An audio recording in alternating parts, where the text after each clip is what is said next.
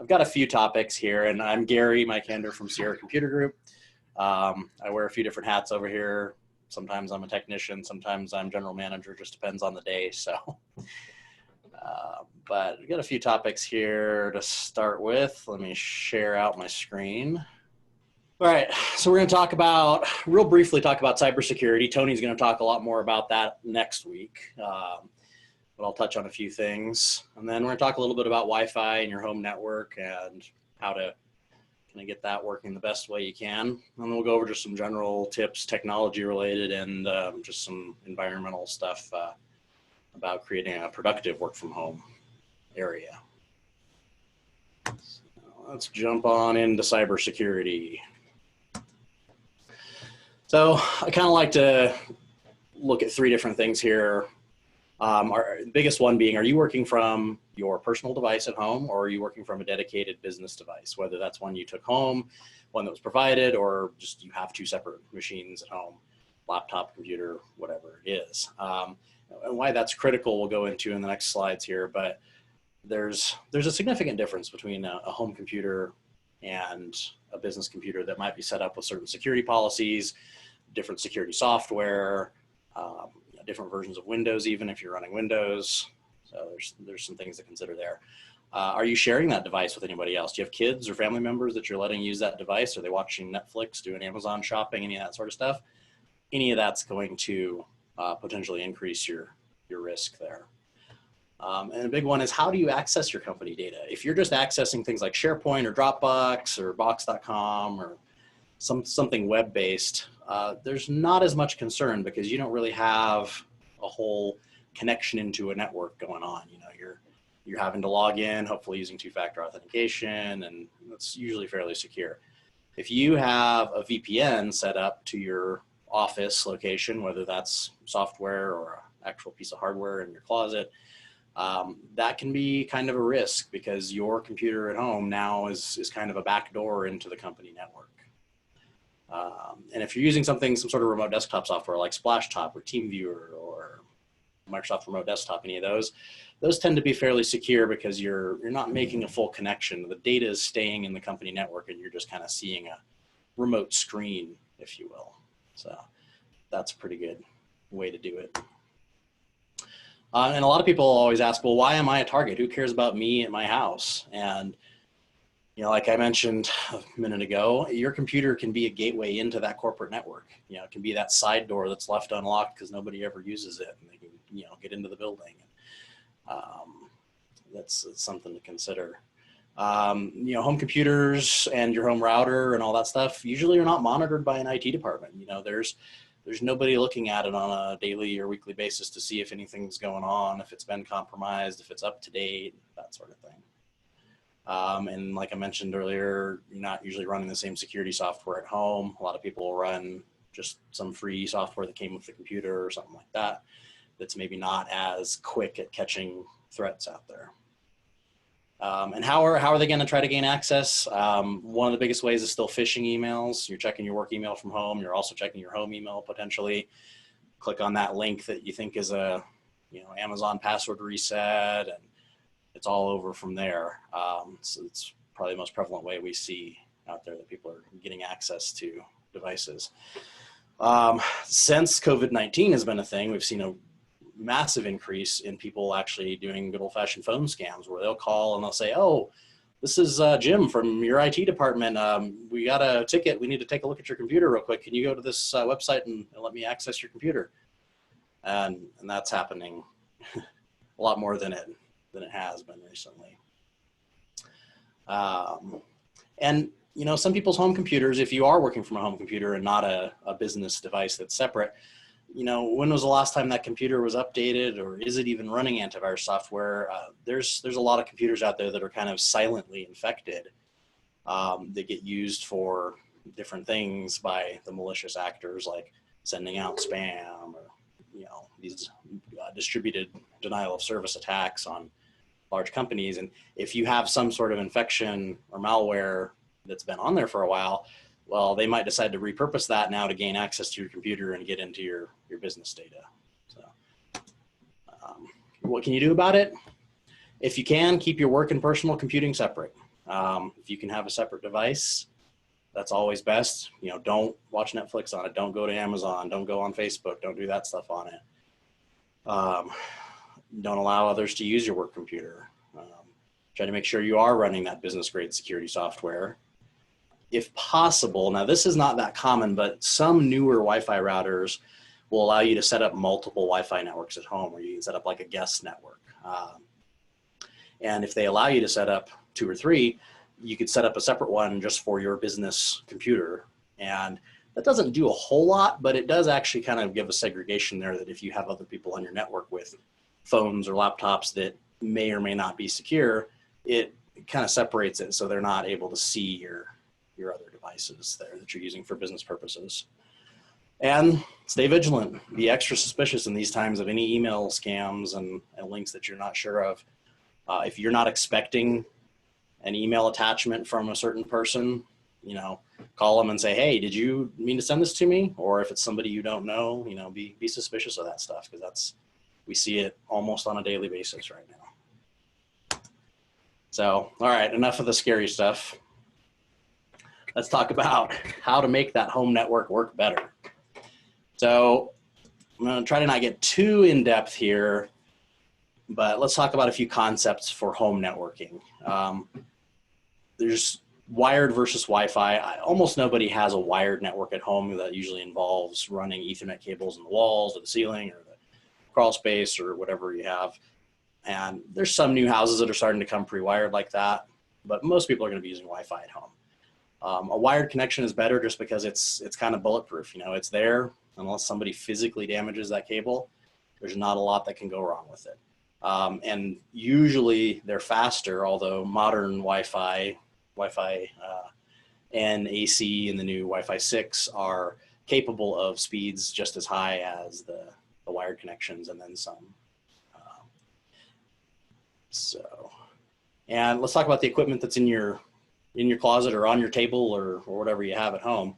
You're usually going to have one of 3 types of devices. You're usually going to have a modem, which is just the box that plugs into like the cable line or your phone line or whatever internet service you have, and then translates that to provide that actual network connection to your house. You're going to have a router, which is kind of the traffic director that's going to take that outside traffic and your inside traffic inside your house and tell them where to go. You're going to have a firewall, which is usually the same device as the router/firewall. Pretty common for those to always be the same nowadays. That's kind of the security guard that's not just directing the traffic, but saying what should be allowed or not allowed. And then access points, which also may be all in the same box, or these could be separate devices. And the access point is the actual device that has the radio in it that sends out and receives those Wi-Fi signals. And the reason I kind of want to lay this foundation is we're going to talk about where you're going to put your Wi-Fi access points. And if they're not all in one box, you have some flexibility. If you have an access point that's separate from your router, you can put it in a different place. If it's all in one box and you're tied to that phone line or cable line, well, you don't have as many options. So let's talk a little more about Wi-Fi. We got alphabet soup here. We got Wi-Fi A, B, G, N, AC, AX. Well, they finally realized, a group called the Wi-Fi Alliance that kind of sets the standards, finally realized that nobody could keep track of what was what. So they've now rebranded. And the newest Wi-Fi AX is now called Wi-Fi 6. And that's the new standard that's really just starting to hit stores here in the past few months. And with any of these standards, the new one is usually faster, usually has better security, and something we're seeing since kind of Wi-Fi N days is that the density is increasing. So they're accommodating more devices connecting to the same network. And this is important in public areas and buildings like that, but it's also important at home when you've got Wi-Fi phones, Wi-Fi refrigerators, I mean, you've got so many devices that might connect to your Wi-Fi. So, and that's a whole other topic too. Tony can talk about Internet of Things security next week. But yeah, the higher density where it can talk to more devices is a big plus with some of the newer Wi-Fi standards. So, and then there's 2 radio frequencies that Wi-Fi uses. And almost all of these, with the exception of a couple, use both 2.4 gigahertz and 5 gigahertz. And I don't know, most of you have probably heard those terms before, but what do they really mean? It just refers to the band. It's kind of like, on the FM radio, you've got your different stations, different frequencies. 2.4 and 5 are two of the areas that are unregulated radio spectrum. Anybody can use them without a license. So that's why you'll see them used for a lot of things. 2.4 especially has been used for a lot of things over the years. Garage door openers, wireless baby monitors that are not Wi-Fi. Microwaves, they don't use it for connectivity, but microwave ovens actually emit radio frequency in the 2.4 gigahertz spectrum and will cause interference. And you can actually test this at home. I've had this problem before. I've had Amazon Echo Show little video device there in the kitchen, and you turn the microwave on and all of a sudden it kind of sits there buffering. And then as soon as the microwave finishes, oh, it's good again. And so we still see that even today with modern technology and all that. 5 gigahertz is a little newer. It wasn't around in the original days, but it's been used for quite a while. It has shorter range than 2.4, but higher speed, and it's less susceptible to interference because there's a lot fewer devices that use that frequency range. So you'll see most routers will operate on both of those frequencies. Some devices will only have one of them, so they'll need one or the other. But most laptops, phones, all that stuff are going to work on either frequency. And if your router has the 5 gigahertz option, use it, because you will probably find a lot less interference, a lot better signal strength, as long as you're not going for maximum range.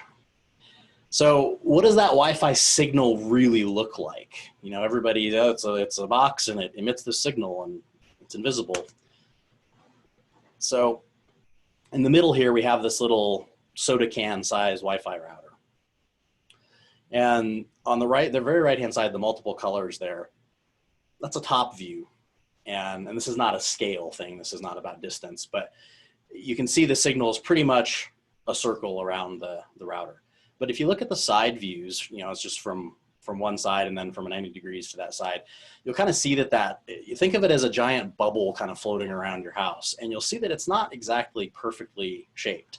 You're going to have spots where, if say you have a 2-story house and your router's on the 2nd story, if you stand directly underneath it, you might not have good Wi-Fi. You might be in that dead spot. Or even if you're too close to the router, you might not have a good signal. So there's a lot of stuff to think about when you're placing that router. And the general concept is centrally located. Okay. So let's look at what a Wi-Fi signal kind of looks like. This is just a simulation. It's not a real measurement, but what does a Wi-Fi signal look like as it propagates throughout a small house here? And you can see they've got the router placed in that bottom left-hand corner, not centrally located. And you can see what these Wi-Fi waves theoretically are doing as they interact with walls. They're reflecting back on themselves. They're bouncing around. They're being absorbed. And you get over into some corners there, like closets, I assume there, and you've got a complete dead spot. And even in those 2 right-hand rooms, you probably don't have good signal. And, normal wood and drywall construction don't really affect Wi-Fi signals that much, but metal does, glass does. Anything that's dense will affect those signals and absorb them. Glass will reflect them. So things to think about when you're placing it, where do you need your coverage, and what, if you draw a straight line between your device and your Wi-Fi router, what's in between, is there 3 walls, 7 walls, windows? So how do you test that? How do you find out what your Wi-Fi signal is like? I've got a few different apps here. On the left-hand side, just general purpose apps you can download on your Android or your iPhone. Wi-Fi Man is one from a company called Ubiquiti, who makes a lot of home and business Wi-Fi equipment. That's what we use a lot of. And it's a real simple app. It's free.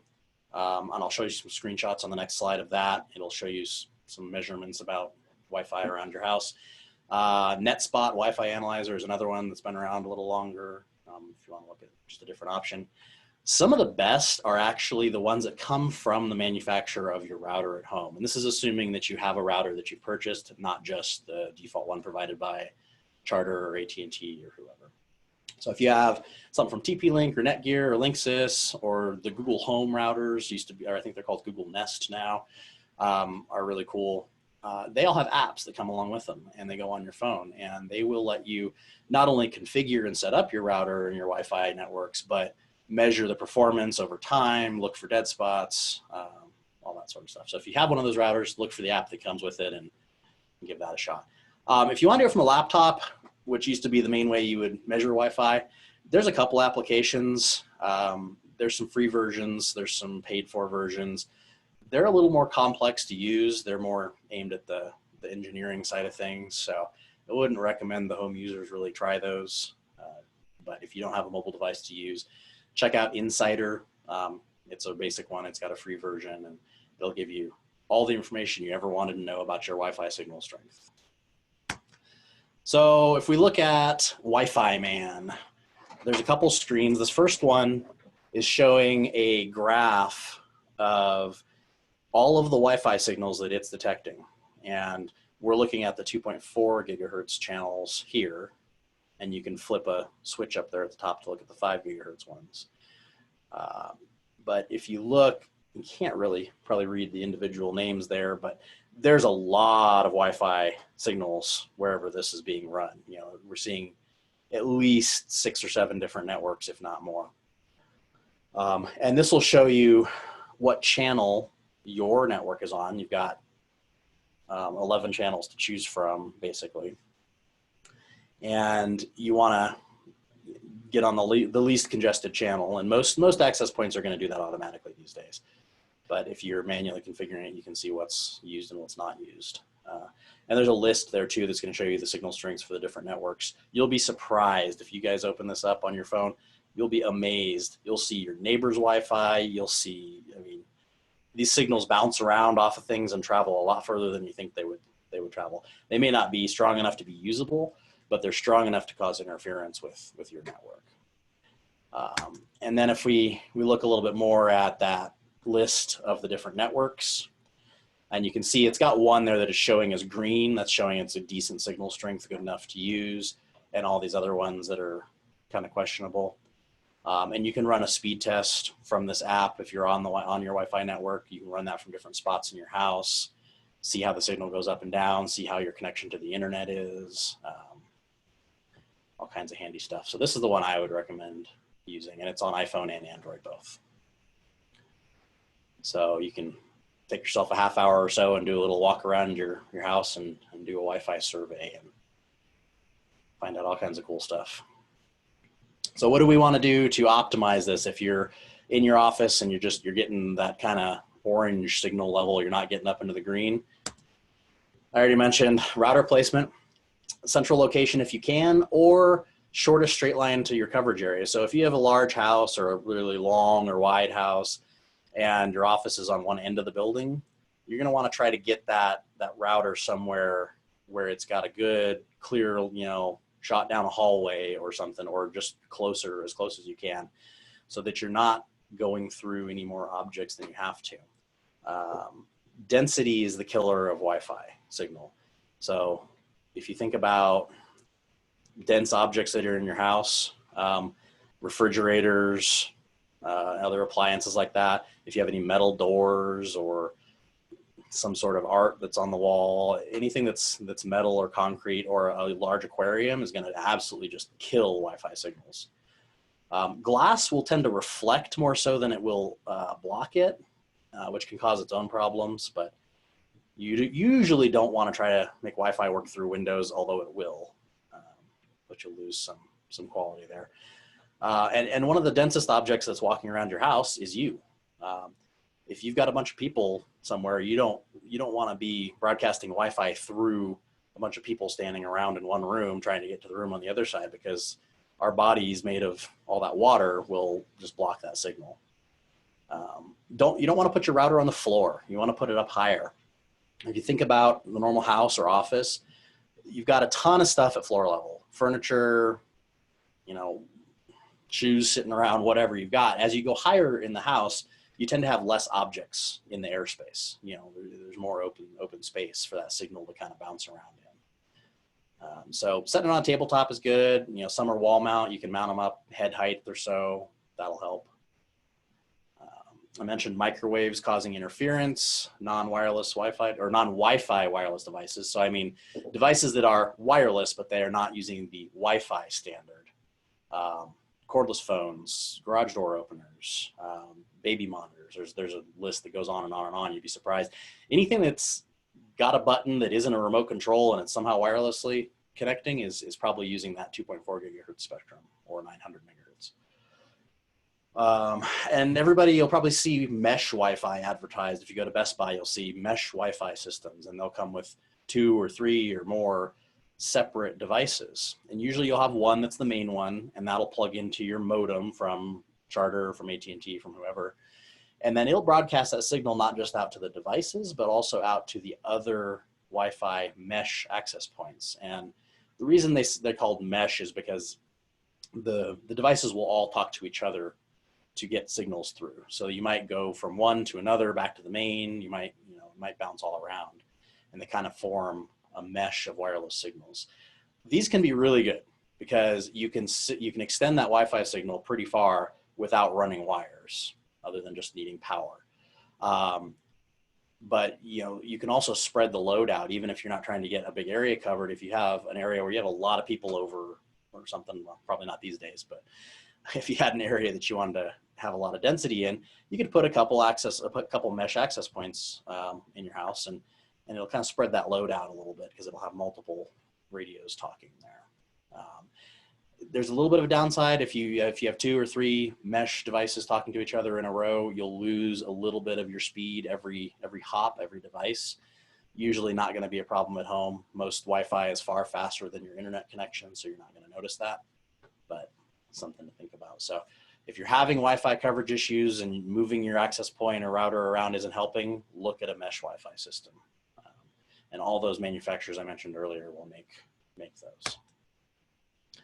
So speaking of internet, good Wi-Fi needs good internet.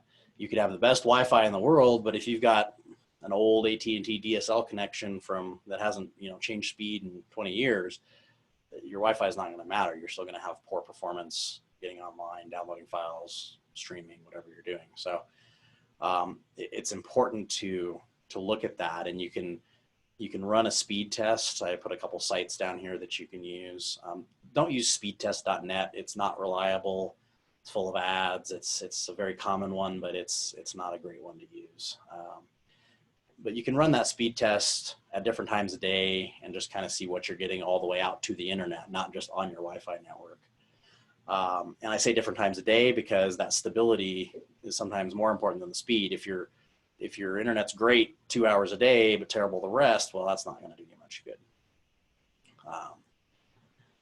And if you're somewhere rural and you have wireless or satellite internet, those can be pretty reliable. They tend to be slower, not necessarily from a speed standpoint, but from what's called latency, kind of a delay, because that signal has to travel so far over radio waves to get to where it's going. So you'll see a lot of satellite internet plans that'll say, you know, these are not good for VoIP. You can't, you know, don't do phone calls over this. And that's something to consider if you're working from a cabin in the woods somewhere. Okay. And if you do have stability issues with your internet, call your provider and just explain to them what you're seeing, and they'll probably have you run some tests, and they should be able to help resolve that, depending on the cause of the issue. So let's talk about that productive home office space. The next few slides are kind of going to be just some lists, and I kind of did that because we'll distribute this slide deck and you guys can refer back to it. So I apologize for just reading the slides here, but I wanted to get some tips and tricks kind of shared here. So if you're making calls from home, if you can avoid using a cell phone, please do. You can get if you have voice over IP phones from your office already that you can bring one home, usually that's possible. I know we have that option where we can just take our phones off our desk, go take them home and plug them in and make phone calls. They're going to have a lot better quality and consistency of call than a cell phone is. Cell phones are just so variable. It's kind of like that earlier slide about a wired network connection versus Wi-Fi. And you can get VoIP phones from companies like Vonage and others out there for fairly cheap, just for home use too, if you don't have a landline phone to use. Physical phone versus computer audio. So like for this Zoom that we're in here right now, I imagine most of us are using computer audio. We either have headsets or microphones and speakers on a laptop or something like that. That can honestly be just as good, if not better quality than an actual phone a lot of the time. But it counts on you having good hardware. So if you have a laptop or something that doesn't have a good microphone in it, invest in a headset of some sort, a wireless headset or a wired one that has a microphone in it, and you'll be amazed at the difference. Noise canceling too will really help. Let's see. Yeah, power protection. This is something I see a lot of times. People don't really, they'll have their computers at home or their routers and their Wi-Fi access points just plugged straight into the wall or maybe into a surge protector. You can buy a battery backup from Staples, Office Depot, Best Buy, Amazon for 60 to 90 bucks usually. There will be plenty adequate for keeping your home computer or your router and your Wi-Fi up and running for those 30-second to 2-minute drops. And beyond that, they'll also act as a good protection to, if something really bad power outage or surge comes through, they'll protect a lot better than a basic surge protector. Protect your equipment. So I'd definitely recommend doing that, because that could save you if you've been working on something for an hour and all of a sudden you have a brownout and your computer reboots or your Wi-Fi goes down. Multiple monitors. I don't imagine a lot of people use multi-monitor setups at home, but it can really help that productivity. It can help you keep on task. You can have, let's say you have 2 monitors on your desk, have your email and everything over on one, and have your task that you're working on, your Word document, Excel, line of business application, on your other monitor. And that way you can focus on what's on that screen and not be switching back and forth between applications. It really just helps you keep that task, or keep on task. So I'm amazed at the difference having 2 screens makes for me personally. We're going to talk about headsets a little bit, but from a different perspective here, a lot of people like to listen to music when they're working on something. A lot of people don't.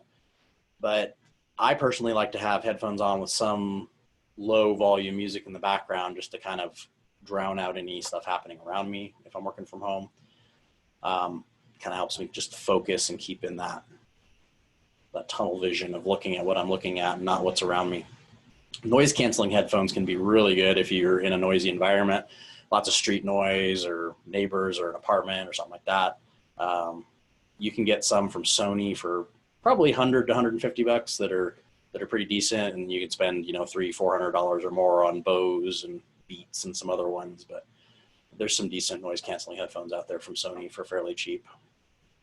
Webcams, everybody's pretty much got a webcam, at least everybody here today, but there's been a glut of no-name webcams on Amazon recently, and there's been some observed malware that comes with those webcams. There's some that are not trustworthy. They've got malicious software bundled with them, or advertising software or something like that. So stay away from those no-name brand ones.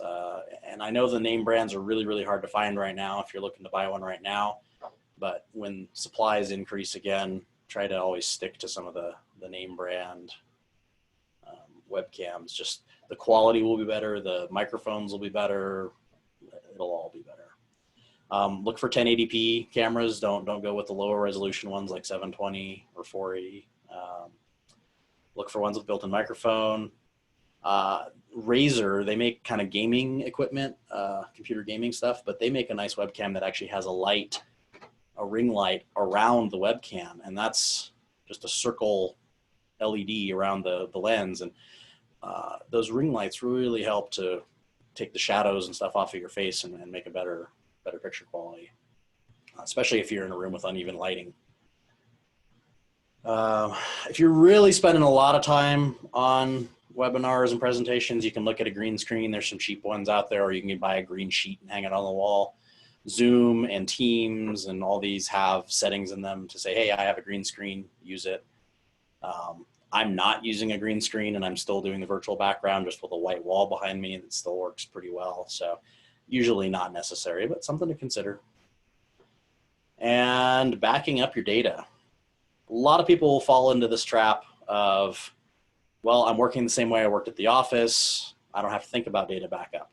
But you may not be. You may be copying files onto your local desktop or onto your laptop or something and working off of them right there, and instead of on a server or on the cloud, and they may not be backed up. And you can easily lose days or weeks worth of work if something happens to your home computer. So there's lots of there's lots of low cost backup options out there for home use. I don't have any specific recommendations because there's a lot of personal preference in that stuff, but you can look up Carbonite, Backblaze, a bunch of different ones out there. Usually just a few bucks a month, and will give you some peace of mind. You can also just go buy an external hard drive from Best Buy or somewhere, from Seagate or Western Digital, which will usually come with some backup software that'll let you back up your computer locally. So let's talk about that environment where you're sitting. My wife is working from the kitchen table. That's her office. And I can tell you that a kitchen chair is not designed to be sat in for 8 hours. And a lot of people, I think, are doing this, and they're hunching over their laptop on the table or something like that. There's a couple quick things you can do to really, really make yourself feel a lot better and stay focused and productive and not be drifting off. There's some tabletop desks you can get at places like Costco or Office Depot that'll sit on a table or an existing desk, and they'll raise up and down so you can position your laptop or your monitors at whatever height is comfortable. You could just use some, encyclopedias or something for that too. Just get it up at that right height. You should be looking kind of square at the middle of your monitor. You don't want to be looking up or down at it if you can avoid it.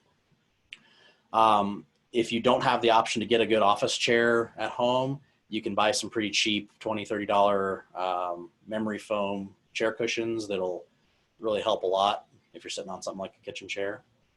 And don't forget about your mouse and keyboard. Make sure that you're kind of sitting at that 90-degree angle with your elbows if you can, and not leaning too far one direction or up or down to that mouse and keyboard.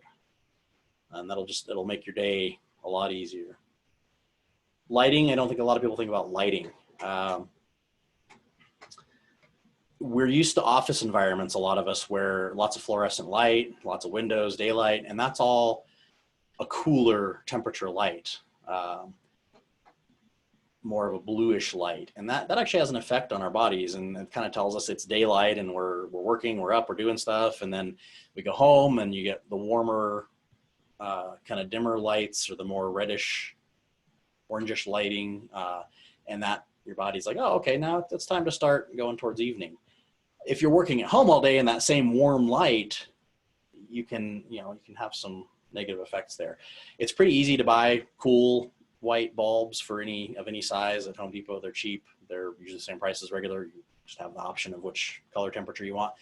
Or they have what they call tunable bulbs or smart bulbs now. Tunable bulbs, you turn the switch on and off a couple times, and each time you turn it on or off, it'll cycle through a different light temperature. The smart bulbs like Philips Hue, those are a little more expensive, but you can do all kinds of fancy stuff with those. But it can make a difference. Or if you're sitting in front of a window and getting some good daylight, you might be fine. Don't forget to keep yourself at the right temperature. Don't get too hot or too cold sitting there not moving around in a space that you might normally be just moving around all the time in. If you're running a heater, probably not as much in summer, but if you're running a heater for your feet or something, don't plug that into your battery backup, and don't point that anywhere at your computer or your equipment. Don't make that stuff any hotter than it needs to be. Try to set boundaries if you can. If you don't have a separate office space, a separate room, try to create a virtual boundary. So like if you're working in the kitchen, try to say, hey, from 9 to 11, I need nobody else to be in the kitchen. This is my workspace. Can you please respect that and let me focus and keep those distractions out. Limit the bad noise and create good noise. You don't want to be listening to the TV going on when you're trying to focus. Probably don't want to be listening to traffic. Like I mentioned, noise canceling headphones can make a huge difference, or just a little white noise machine on your desk. There's apps for phones that will generate white noise. There's apps that will just play a loop of noise recorded in like coffee shops, which will help a lot of people work because it's this noise that you don't have to pay attention to, but it makes you feel like you're somewhere and there's people around you and you don't have that isolation feeling. So those are all things you can play with. I know in some of the previous presentations, there's been lots and lots of applications listed about things you can use. So I just threw a quick few ones on here in case they hadn't been mentioned. Trello is a great tool that we use here in the office, and I used it personally for a to-do list. It's free. It lets you create different lists and boards, as they call them, and really just kind of keep track of all the things you've got going and track those tasks, add notes to it. It's a lot more robust than just using like your calendar and Outlook or Gmail or something like that.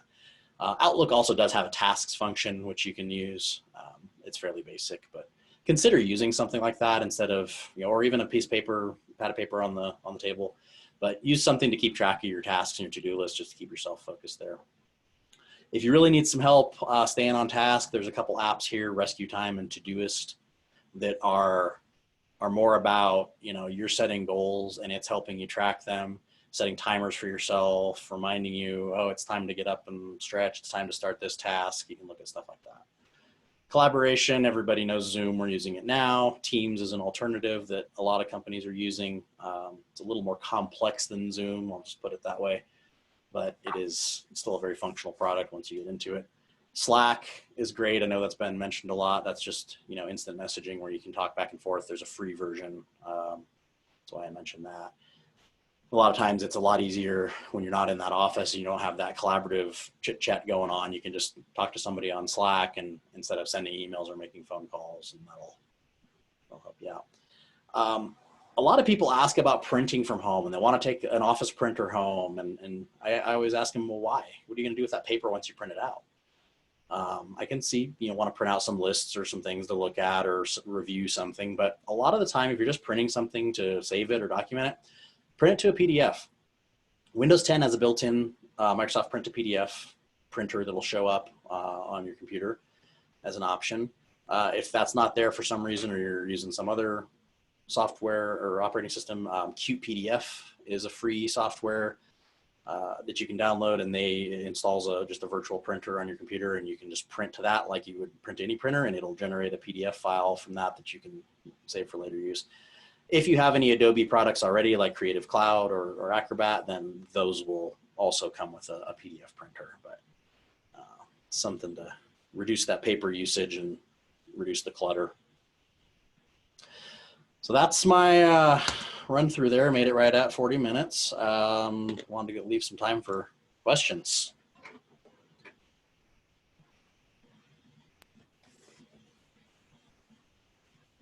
Good job. Gary, you had mentioned having separate networks. If you have the 2.4 and 5 gigahertz, usually they have separate logins. Can you do it that way? Usually those are not separated because usually a device on the 5 gigahertz can still talk to a device on the 2.4. They're just different frequencies. Yeah. The separate networks are going to be like the actual network name. So if your network is called Dave's Home Network, you would actually be able to set up a separate one called Dave's Guest Network and Dave's Work Network. And that's what we're talking about. Or if you want to have fun with your neighbors, name it COVID-19 5G sensor towers, and your neighbors will go nuts. I know mine have. Or FBI surveillance van is a popular one. Yeah, I've seen that one. Hey, Gary, I got a question about the mesh that you were talking about. We are in North Valleys. We are in a rural urban area across the freeway from where we used to live, and we don't have Charter or AT&T here anymore, or where we are. We have microwave, not satellite, but it's microwave. So our signal is really, I don't think it's great, but I have a TP-Link router that's connected directly to my receiver out on the side of the house. And then on the far end of the house, I have another TP-Link router that is acting as an extender. Is that what you were talking about with mesh? No, mesh is a little different. So you could buy Wi-Fi extenders before, and they'll pick up the signal from any Wi-Fi router and repeat it. But it's kind of a dumb extension. It's just repeating a signal that's already there. Mesh, the devices are actually talking to each other. So Okay. they're telling you, oh, I've got this traffic that goes here, and it's just a little more intelligent system for doing it, and they're aware of each other. And they can use different frequencies to talk to the other routers than they use to talk to the computers and things like that. So it's an evolution of a Wi-Fi extender. Okay, I might reach out to you privately. Okay, sure. Thanks. Hey, Gary. Uh-huh. Is it better to have a separate router? So right now I'm just using what came with our AT&T internet. Is it better to buy a separate router for Wi-Fi purposes in the home? I would always say yes. The ones that AT&T and Charter provide they're not bad necessarily, depending on which one they give you, but it's questionable whether they're updated, what settings are in them, and if you want to configure anything yourself, like creating those multiple networks, you probably won't be able to do that. AT&T in certain areas is really, really bad about providing you routers that are like 10 years old and have never been updated. At least they're changing the default passwords now, but I don't really trust those devices. They're probably okay, but I would, for the cost, for $100 or $200, you can go get a really nice Wi-Fi router of your own and use it. I would do that. And then one other question, you talked about, where it's placed. Right now it's near a fireplace, which I'm assuming there's probably just a little bit of a metal surround. Is that enough to impact the signal of a Wi-Fi? Are you trying to have devices on the other side of that fireplace, or is it just kind of on the side of the house and everything's on the? It's just kind of in the center of the room. Okay. And it might block something further down the hallway, but. If there's open space like on either side of it or around it, you're probably fine. But yeah, it's going to block signals from going straight through it. So you might lose range on the other side of it. You might, still get signal, but you might not get signal as far or as fast as you would if the router had a clearer line of sight. Basically, Gary, I just learned that I use VPN. Uh-huh. You didn't really talk about that. No, other than just mentioning that it's one way to access your network. What I found was I did speed tests with VPN and without, and with the VPN, it cut my speed by 4 times, by 75%. It cut my speed. Yeah. VPNs, depending on how they're set up, a lot of VPNs will actually send your internet traffic through to the other side of the VPN, right? And then out there, so you're limited by whatever that internet connection is. And let me clarify something about VPNs. VPN can mean a couple different things. It stands for virtual private network. In the way I'm talking about it is a connection to a corporate office. You also see VPNs where there are apps you can download and stuff like that, and they're supposedly advocating, privacy. They're putting all your traffic in this VPN, and it comes out somewhere random, and it gives you privacy. I don't really recommend those. You're just giving whoever that provider is your data, basically. So unless you really have some reason to be using one for privacy reasons, then usually it is just going to slow you down and cause problems. But the sort of VPN that we would usually see for remote access is a VPN to an office or to a cloud data center or something like that. Those usually aren't going to be as slow because usually you'll have a fast internet connection at the office and you'll be able to do that. Well, I have a gigabyte through AT&T fiber, and it slowed it down. First of all, I never get the gigabyte, and I've had AT&T. Welcome service to AT&T. Yeah, I know. Yeah. And they always put their meter on the modem, and they get 999, gigabytes. And then I say, wait a minute, but look at my computer. And finally, this last guy was really good. And he showed me that VPN, soaked up a lot of it. And he also showed me that depending on the computer, and I have both Mac and PC, on one of my Macs, I have It's a iMacBook Pro, you know, MacBook Pro, and it doesn't have any slots or anything. So I have another device to hook up, you know, Ethernet on it, and it's only slotted for 100 megabits. Yeah. So that was stalling it. So I'm going to get a different one for that. And then depending on the PC that I have, depending on the card that I have, that slows it down too, you know? So, I mean, there's so much stuff. I mean, Yeah, it's crazy. there's many points along the chain that can slow it down. Yeah, so I still don't get it. You know, I mean, I still don't get that speed. Yeah, you have to be pretty much plugged in with an Ethernet cable all the way to the router itself with I a do. gigabit Ethernet adapter to really see that. Right, and I'm Etherneted up all the way, you know, but Yeah. even on whatever, it's technology. Yeah. You know, and something else to consider too is that home internet connections are not the same as business.